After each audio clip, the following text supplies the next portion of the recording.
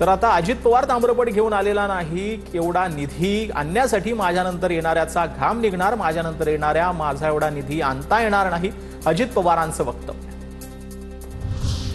जळगावच्या सराफा बाजारात चांदीच्या दरात मोठी घसरण. दर 6,000 रुपयांनी कमी झाल्यानं चांदी जीएसटी सह 1,58,620 रुपयांवर.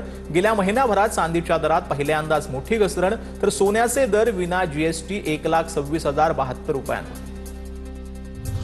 राज्यात रब्बी हंगामातील पेरण्या संत गतीनं सुरू. आतापर्यंत 16,51,000 हेक्टर रब्बीच्या पेरण्या पूर्ण.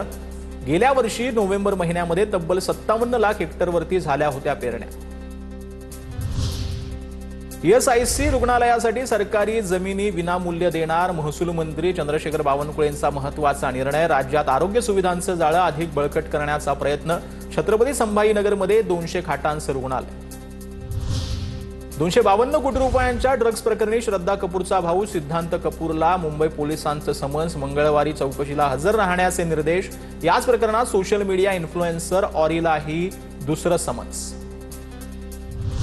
भारताची स्टार क्रिकेटपटू स्मृती मानधना फिल्मी स्टाईलनं दिली साखरपुडा झाल्याची गुड न्यूज. स्मृतीच्या रविवारी जो आहे तो सांगलीमध्ये लग्न सोहळा पार पडणार आहे. बॉयफ्रेंड पलाश मुच्छल सोबत लग्नबंधनामध्ये ती अडकणार आहे.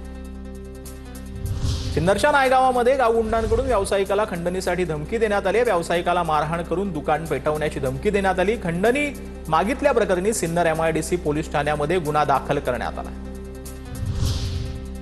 खासदार बाळामामा म्हात्रे अधिकाऱ्यांवर संतापल्याचा व्हिडिओ व्हायरल झालाय. म्हात्रे नागरिकांच्या तक्रारी घेऊन केडीएमसी आयुक्तांच्या भेटीला आले होते, मात्र संबंधित अधिकारी उपस्थित नसल्यानं बाळामामा संतापलेले होते.